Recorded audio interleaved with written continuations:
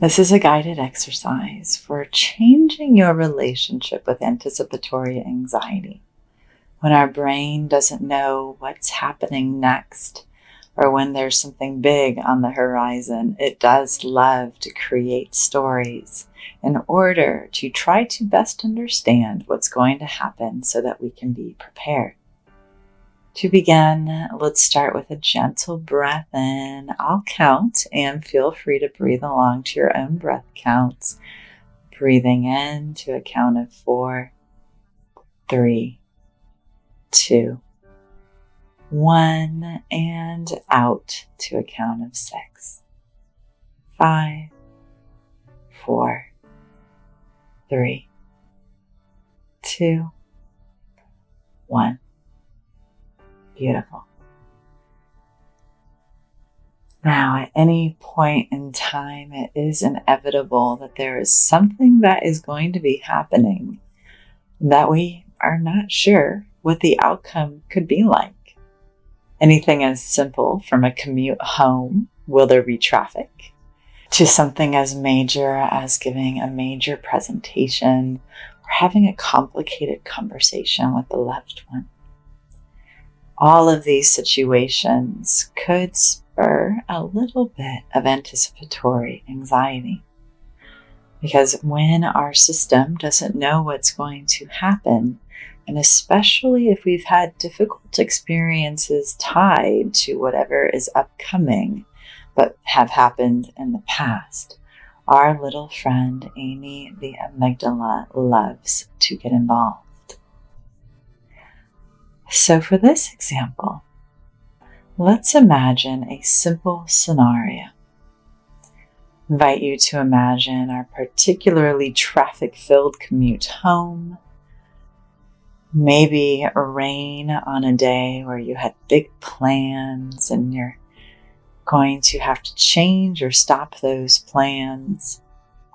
Something that could pop up and disrupt what you expected regarding something that is usually simple.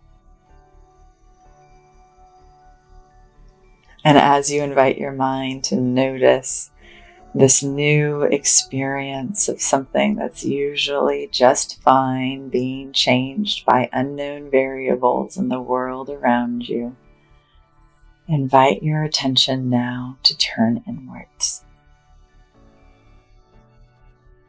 When your brain is expecting or even creating a new narrative around something that hasn't happened yet, it can go in one of two directions.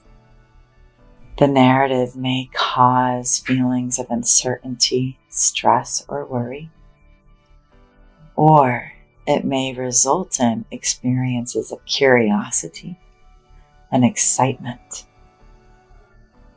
I prompted you with a slightly less than preferable imaginal journey. And as you notice that imaginal journey with that slightly less than preferable experience, I'll invite you now to shift your framework into one of curiosity and interest. When uncertainty looms, our amygdala really does struggle. And with intentional intention, we can change the narrative. What-if questions, the planting of the seeds for creating possibilities, create a new electrochemical change that the amygdala does participate in, and also harnesses our brain's natural desire to like to answer questions. And so we can use this to create an intentional shift in a moment of anticipatory anxiety. What feeling state would you prefer to have in a moment where you're feeling anxious or uncertain?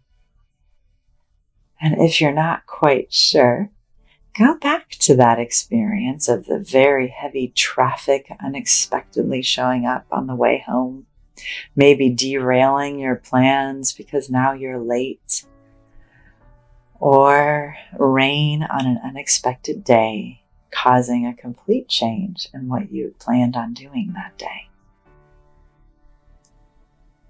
What feeling state for you would change the feeling of anxiety and create space, or even shift your system into a different framework? I know for me, getting curious about opportunities is always very helpful. What if there was an unexpected opportunity that shows up in any moment? What if I could find a way to manage the situation differently? As somebody who hates to run late, that's a particularly tricky one for my own amygdala. What if I can harness the space within the rain to create a new, fun adventure? Try on a few what-ifs of your own, inviting your mind to gently start to explore how you can change the narrative of worry into an experience of curiosity, opportunity, even joy about exploring the unknown. Our friend Amy, the amygdala, loves to keep us safe, and on her own, she will guide us towards worry or rumination or fear. Yet, when we partner with her, we can guide her towards another critical thing that she helps us do, which is thrive. To explore the world from a state of openness and safety. As you're exploring your what-ifs, if you find one to be particularly supportive or correct in this moment for how you'd prefer to feel, then invite your mind to repeat that what-if inquiry. You can even strengthen your brain's internal search engine for the what-ifs by changing the intonations. What if? What if? What if? And encouraging your mind to explore it even more deeply. Our brain and our body respond so much to the sensory data of the world around us.